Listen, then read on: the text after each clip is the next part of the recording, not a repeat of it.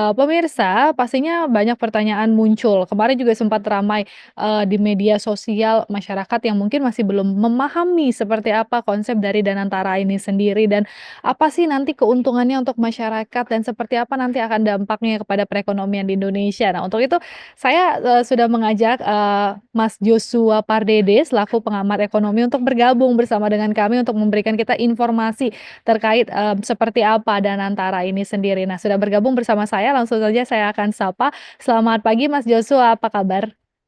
Selamat pagi, kabar baik. Baik, nah Mas Joshua, ngomongin soal Danantara yang akan diluncurkan pada pagi hari ini, Anda melihatnya bagaimana konsep dari Danantara ini dalam konteks, teori ekonomi dan pengelolaan aset negara? Ya, dan antara ini kan memang sebetulnya adalah dari sisi apa namanya inisiatifnya adalah memang ini fund investment arm ya. Jadi ini lembaga investasi dari pemerintah Indonesia yang ditujukan untuk mengoptimalkan aset-aset di bawah BUMN agar lebih produktif dan juga terintegrasi. Dan juga dalam konteks teori ekonominya, konsep ini mungkin mirip dengan sovereign wealth fund, ya, yang berfungsi sebagai dividen regenerator ataupun dia mesin penghasil dividen dan juga investment holding. Dengan model tersebut ini memang bertujuan tadi untuk mengoptimalkan pengelolaan aset negara melalui tadi konsolidasi dan juga leverage aset.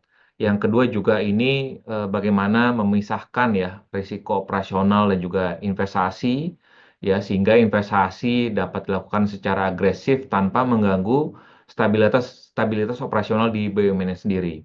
Dan yang terakhir adalah yang kita harapkan adalah bagaimana dan antara ini dapat mendukung ataupun mendorong pertumbuhan ekonomi yang berkelanjutan ya melalui investasi. Karena kalau kita bicara pertumbuhan ekonomi kita ke depannya agar bisa lebih tumbuh lagi, agar kita ke depannya bisa ekonomi kita bisa lebih maju lagi, syukur-syukur bisa 2045 kita bisa menjadi negara maju. Nah, kita harus mendorong investasi agar bisa lebih tumbuh lebih cepat lagi. Karena kalau kita lihat di tahun lalu sendiri kan pertumbuhan investasi kita, PMTB kita itu kurang dari yang masih belum optimal ya 4-5%. Ya, kita butuh lebih akseleratif lagi 7 hingga 8%. Nah, artinya dengan BPI Danantara ini harapannya nanti investasi melalui investasi di sektor-sektor strategis ya. Kita kita ketahui bersama bahwa pemerintah memiliki beberapa penekanan ataupun fokus misalkan di ketahanan energi, lalu juga ketahanan pangan dan juga hilirisasi. Jadi itulah saya pikir dari sisi konsep Danantara dan juga kaitannya dari sisi teori ekonominya seperti itu. Nah, Mas, terkait dengan hal-hal yang Anda sampaikan tadi dengan tujuan bahwa untuk mengoptimalkan, aset negara begitu ya, Mas Joshua, apakah kemudian, model dana kekayaan negara seperti itu tuh relevan dan efektif untuk diterapkan di Indonesia, Mas? Ya, seperti kita ketahui tadi yang saya katakan bahwa ini untuk mengoptimalkan aset BUMN ya. Jadi kurang lebih mungkin perusahaan BUMN mungkin kurang lebih sekitar 40, tapi anak-anak perusahaan dan juga cucu-cucu perusahaan dari BUMN ini kan cukup banyak ya. Dan ini sampai dengan saat ini belum optimal ya. Jadi kalau kita lihat total kelolaan aset yang dikelola nantinya akan bisa mencapai 900 triliun ataupun mungkin 15 miliar US dollar. Dan ini akan bisa meningkatkan dan antara diharapkan akan bisa meningkatkan produktivitas dari aset negara yang sebelumnya tadi yang saya katakan belum belum cukup optimal. Yang kedua juga tadi dari sisi dengan penggunaan dari dividen BUMN tersebut, ya kurang lebih kalau kita mengacu di tahun lalu itu dividen BUMN itu kurang lebih sekitar 170 triliun dan ini dapat digunakan sebagai leverage ya untuk misalkan kalau yang kita lihat moderatnya mungkin 5 kali dari 170 triliun berarti ada modal ataupun proyek-proyek yang bisa didanai itu mungkin sekitar 850 triliun rupiah. Ataupun kalau misalkan kita bisa meyakinkan investornya, kita bisa meleverage-nya hingga 10 kali ya. Kita bisa mendapatkan dana lebih dari 1000 triliun. Ya, sehingga ini akan dapat meningkatkan lagi kapasitas dari investasi dari BPI dan Antara ini untuk skala-skala besar ya, mega project di sektor-sektor strategis. Lalu juga tadi terkait dengan diversifikasi berkaitan lagi dengan pendekatan dual market ya, artinya public dan juga private market. Jadi dan antara ini dapat bisa fleksibel artinya ya. Pertama tadi melalui pasar modal ya untuk khususnya perusahaan-perusahaan BUMN yang sudah listed di bursa ya. Dan juga adalah tadi melalui proyek-proyek strategis ya seperti hilirisasi dan juga ekspor. Jadi melalui inject capital. Yang terakhir adalah tentunya bagaimana konsistensi dengan agenda ekonomi pemerintah ya. Tentunya Danantara diharapkan bisa mendukung target pertumbuhan ekonomi berkelanjutan dan juga yang perlu saya tekankan adalah penciptaan lapangan pekerjaan dan juga kinerja ekspor kita bisa ditingkatkan lagi ke depannya. Karena itu lalu menjadi game changer dari pertumbuhan ekonomi kita ke depannya. Berbicara mengenai kontribusi dari Danantara yang tadi Anda juga sudah senggol sedikit, mengenai pertumbuhan ekonomi begitu ya, Mas Joshua. Apakah kemudian, gimana sih, Danantara ini bisa berkontribusi terhadap pertumbuhan ekonomi yang kemudian kita tahu ditargetkan oleh Presiden Prabowo itu sebesar 8%? Ya, tentunya tadi saya katakan bahwa kalau kita melihat dari postur ekonomi kita, ya PDB kita, ya konsumsi rumah tangga kan kontribusinya 50 sampai dengan 52%, ya paling besar. Ya, tapi kontributor terbesar keduanya adalah investasi sebenarnya, ya baik itu investasi bangunan dan juga non bangunan.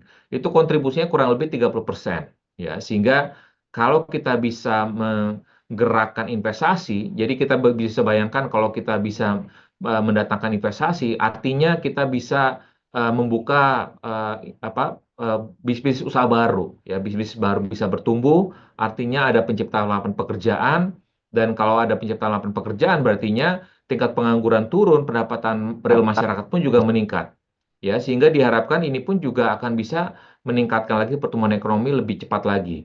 Nah, itulah makanya dan di samping itu pun juga pemerintah, yang tadi kami sudah sampaikan juga bahwa pemerintah pun juga memiliki fokus ataupun sektor-sektor strategis, ya misalkan hilirisasi, ketahanan energi, lalu juga industri yang berorientasi ekspor. Ini kan berkontribusi langsung kepada PDB kita, ya dengan harapan bisa meningkatkan kapasitas produksi nasional kita juga ekspor, ya. Jadi itu yang pertama. Yang kedua tadi adalah penciptaan lapangan pekerjaan.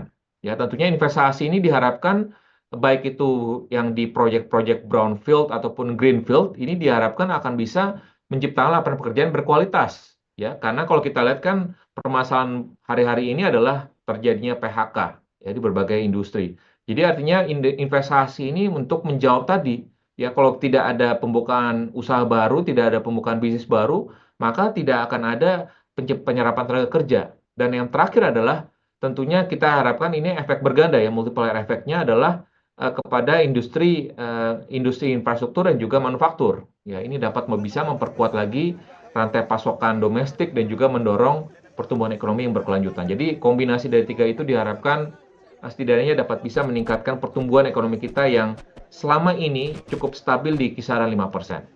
Baik, tapi kalau dari perspektif ekonom, Mas Joshua, gimana sebaiknya kemudian Danantara ini sendiri mengelola asetnya nih, agar optimal dan tidak membebani keuangan negara?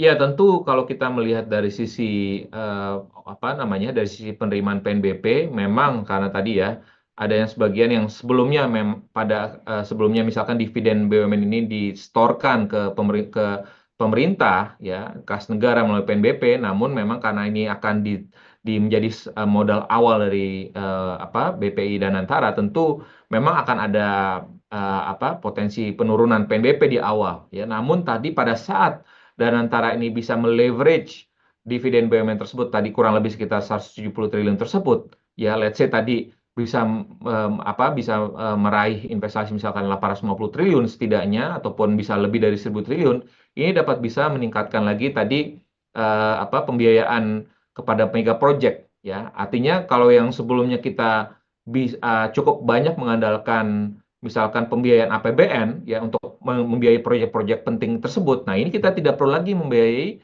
proyek-proyek penting tersebut, mega proyek tersebut dari APBN. Ya, ini tentunya akan mengurangi beban dari APBN.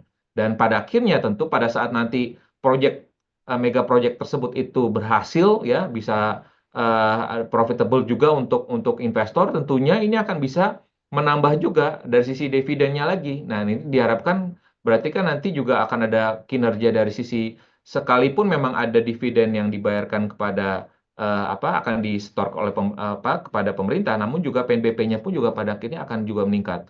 Jadi tentunya tadi adalah saya katakan bahwa lalu juga berkaitan dengan co-investment ya. Ini juga tentunya bagaimana Danantara pun juga dapat berbagi risk sharing ya dengan investor global. Ini juga dapat bisa memobilisasi modal-modal yang lebih besar Ya, tapi yang lebih terpenting lagi adalah strateginya adalah bagaimana supaya good governance, ya, good governance dan juga transparansi. Ini hal penting banget nih ya. Kalau kalau kita bicara tata kelola yang transparan, akuntabilitas yang tinggi, ini akan bisa meningkatkan kepercayaan publik dan juga investor, ya, sehingga ini akan bisa memitigasi risiko-risiko yang bisa muncul ke depannya, ya, sehingga itulah. Selain itu juga tentunya dalam hal diversifikasi investasi tentunya portfolio yang terdiversifikasi ini pun juga antara greenfield, brownfield ataupun akuisisi strategis ini pun juga diharapkan akan bisa tetap meminimalkan risiko dari investasi tersebut. Jadi saya pikir itu yang bisa di strategi-strategi tersebut yang bisa mengoptimalkan aset dan juga tanpa ataupun tidak membebani keuangan negara. Menarik, mekanisme tata kelola dan juga Anda menyebutkan bahwa transparansi ini juga menjadi poin yang sangat penting gitu ya, Mas Joshua, yang juga untuk, meningkatkan kepercayaan publik, kepada, Danantara ini juga sendiri. Tapi Mas Joshua, menurut Anda apakah kemudian ada potensi konflik kepentingan atau intervensi politik kira-kira dalam operasional Danantara ini? Ya, kalau kita lihat dari sekilas struktur dari BP dan Antara sendiri, ini nanti pimpinan operasional COO dan juga CIO-nya ini akan terpisah, ya.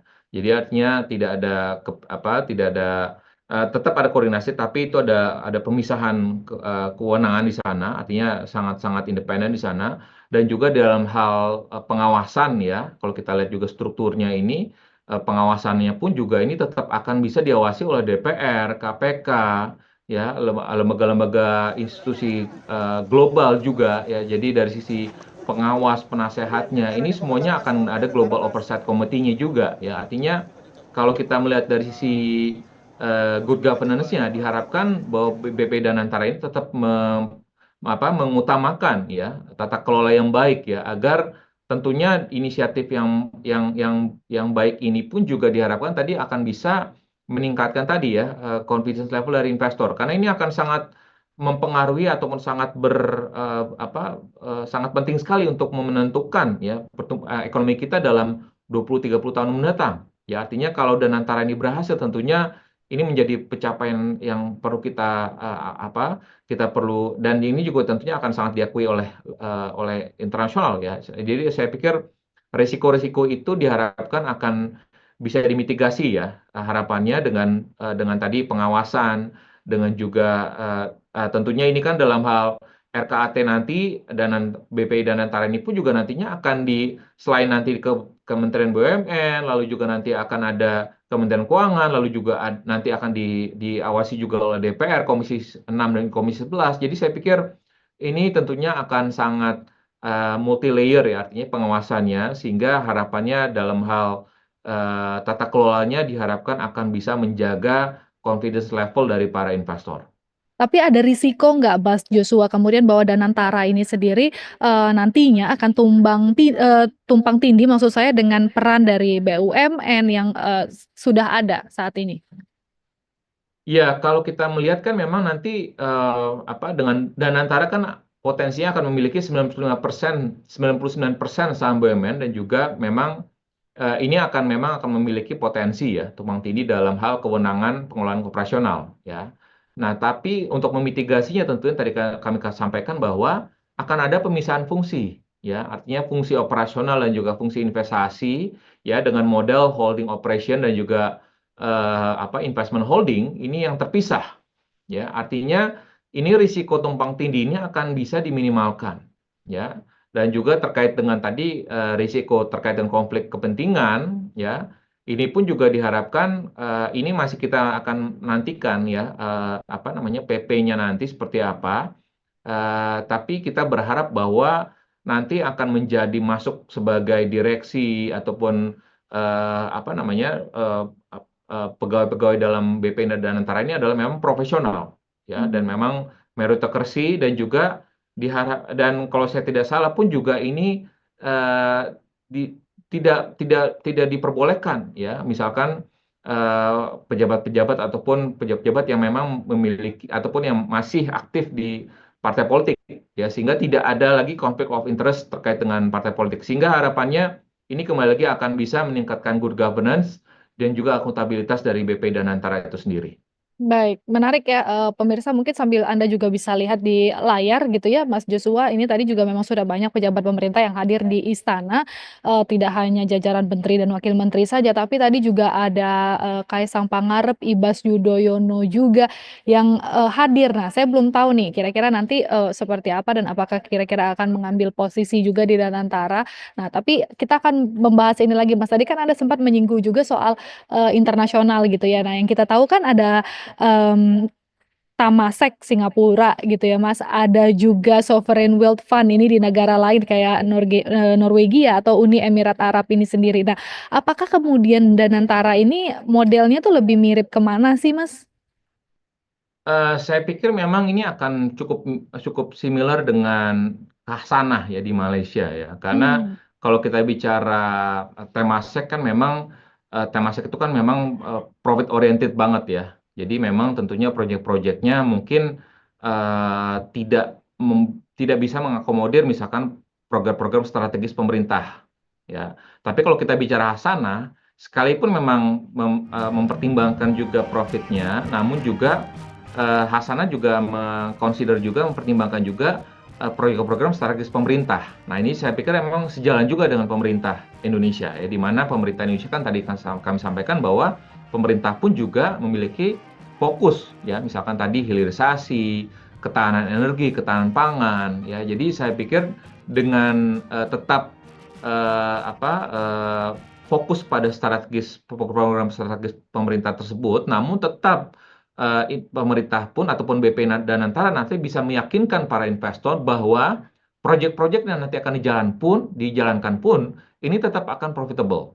Ya, artinya tentunya ini bagaimana pengelolaan dari sisi proyek-proyeknya ini pun juga memang perlu tadi yang saya katakan bahwa orang-orang yang di belakang yang ini akan mengelola ini pastinya akan sekali yang memang memiliki kompetensi yang sangat tinggi sekali. Ya, artinya memang yang memiliki kompetensi pengelolaan keuangan yang baik sekali gitu ya, dan juga pengelolaan operasional di perusahaan-perusahaan BUMN yang baik sekali. Jadi artinya kembali lagi ini tidak diharapkan tidak akan lagi ada orang-orang yang silo gitu ya, ataupun yang kalau kita melihat potensi kedepannya tentunya harapannya orang-orang yang nanti akan duduk di dalam jajaran BUMN ini akan memang benar-benar orang-orang yang terpilih seperti itu. baik.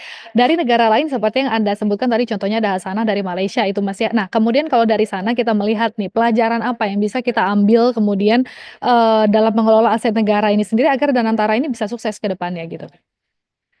Ya tentunya yang tadi saya tekankan juga adalah bahwa tadi yang terpenting banget adalah tata kelola ya, tata Mmm, kelola dan transparansi.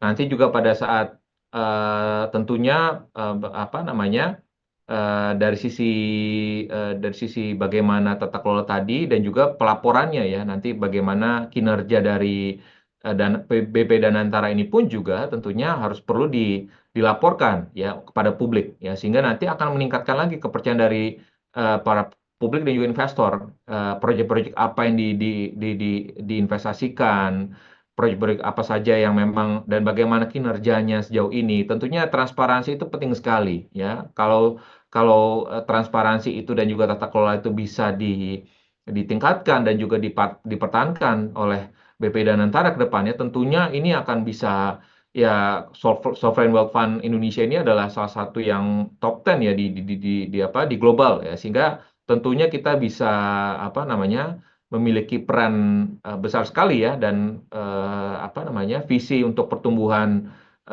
lebih tinggi lagi dari level saat ini 5%, tentunya ini akan sangat bisa tercapai ya untuk nanti kita 2045 mencapai Indonesia emas.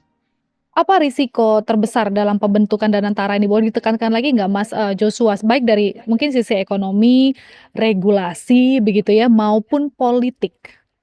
Ya, kalau kita bicara dari sisi risiko ekonominya dulu ya. Kalau kita Mhm, bicara kan tadi leverage-nya bisa berpotensi 5 hingga 10 kali ya. Kalau moderatnya mungkin 5 kali ya, ataupun yang optimisnya 10 kali. Nah, ini mhm. bisa meningkatkan ada tadi risiko likuiditas dan juga gagal bayar ya. Tadi kalau misalkan pengembalian investasinya tidak sesuai harapan, itu ada risiko di sana. Lalu juga ada terkait dengan risiko ekonomi lagi adalah risiko nilai tukar dan juga inflasi. Ya, jadi ada ketergantungan pada FDI ini dan juga pinjaman global dapat juga meningkatkan exposure terhadap nilai tukar. Karena nanti pasti kan debt-nya adalah utangnya adalah dalam dolar ya. Sementara mungkin dari sisi revenue perusahaan BUMN-nya adalah dalam rupiah. Jadi makanya akan ada mismatch di sana. Sehingga itu harus ada risiko untuk memitigasi hal tersebut. Lalu yang kedua terkait dengan risiko regulasi tadi ya, kepastian apa namanya, ini masih yang kita tunggu juga ya. Nanti bagaimana PP Inbrand dan juga aturan leverage-nya, ya ini juga harapannya akan segera dikeluarkan juga. Lalu juga potensi perubahan kebijakan ke depannya, ini pun juga akan bisa mempengaruhi juga ya konsistensi dari operasional dan antara. Lalu juga risiko politiknya tentunya tadi adalah trust issue dan juga sentimen pasar. Nah, tapi tadi sudah kami sampaikan bahwa bagaimana risiko terkait transparansi, independensi ini Mmm, harus dimitigasi tadi ya dengan bagaimana pelaporan laporan keuangan dan juga agar bisa dibaca oleh publik dan juga apa namanya investor. Nah, dan strategi tadi yang sudah kami sampaikan bahwa komunikasi yang efektif ya dengan strategi komunikasi efektif bagaimana meningkatkan trust dari publik dari pelaku pasar modal ya dan juga tadi good governance dan juga transparansi ya bagaimana dengan tata kelola yang transparan, akuntabilitas yang tinggi, dan juga laporan kinerja yang komprehensif. Ya, ini pasti artinya kepercayaan dari investor dan juga publik pun juga ini akan bisa meningkat juga. Jadi harapannya risiko-risiko yang tadi yang kami sampaikan di awal ini akan bisa termitigasi dengan baik dan harapannya BP dan Antara pun juga bisa bekerja dengan baik juga ke depannya. baik Mas Joshua, mungkin terakhir dari saya sebelum kita ke, istana untuk melihat seperti apa peluncuran hari ini, singkat saja Mas Joshua, jika terjadi kegagalan dalam pengelolaan Danantara, dampak apa yang kemudian paling mungkin terjadi terhadap perekonomian nasional? Ya, kalau kita lihat tadi dari sisi risiko-risiko tadi ya, ada Mhm. risiko investasi, tentu kan pemerintah ataupun PP dan antara pun juga pastinya akan ada langkah-langkah mitigasi ya. Artinya bagaimana mendorong tadi misalkan suatu proyek yang misalkan hasilnya ataupun hasil investasi tidak tidak sesuai dengan harapan. Ya, artinya makanya diversifikasi investasi ini penting sekali ya. Artinya don't put your eggs in one basket ya. Artinya diversifikasi project, diversifikasi investasi ini perlu harus diversifikasi banget ya. Sehingga tadi jangan sampai terlalu fokus di satu proyek saja yang besar gitu ya, yang mungkin tadi potensi gagal proyeknya pun juga cukup tinggi. Jadi artinya diversifikasi ini perlu ditingkatkan juga ya. Ada mungkin masuk kepada sektor-sektor yang memang potensial untuk mencapai profit yang tinggi ya, tapi juga di sisi yang lain ada proyek-proyek yang tadi mengakomodir juga dari sisi program-program prioritas pemerintah ya sehingga itu yang risiko-risiko tersebut itu mungkin yang saya pikir mungkin lebih lebih harus kita mitigasi gitu ya sehingga harapannya dan juga tentunya tadi ya ini kan dalam hal pengawasannya ini kan ada risk committee of oversight-nya gitu ya dan juga ini dan kalau saya tidak salah pun juga ini akan ada apa namanya ya pelaku-pelaku investor dari asing juga yang akan duduk sebagai oversight committee-nya gitu. Jadi artinya BP dan Antara pun juga nantinya akan mendapatkan arahan-arahan juga ya, sehingga tadinya nantinya akan ada guidance dan juga arahan dari para penasehat pengawas sehingga untuk memitigasi risiko-risiko investasi pun juga nanti akan bisa termitigasi dengan baik sehingga harapannya tadi untuk BP dan Antara ini bisa meleverage aset dividen dari dividen dari perusahaan-perusahaan BUMN sehingga akan bisa meningkatkan investasi untuk pembiayaan proyek-proyek prioritas pemerintah sehingga dapat mengurangi ketergantungan terhadap pembiayaan APBN sehingga harapannya nanti pertumbuhan ekonomi kita akan bisa mencapai tumbuh 8%. Harapannya pertumbuhan ekonomi kita dapat mencapai angka 8%. Baik, terima kasih Mas Joshua Terima Pardede, kasih. pengamat ekonomi, sudah bergabung bersama dengan kami pagi hari ini. Mas, sehat dan sukses selalu. Terima kasih atas insight-nya luar biasa. Nanti kita ngobrol-ngobrol lagi Mas Terima Joshua. kasih. Sampai jumpa, Mas.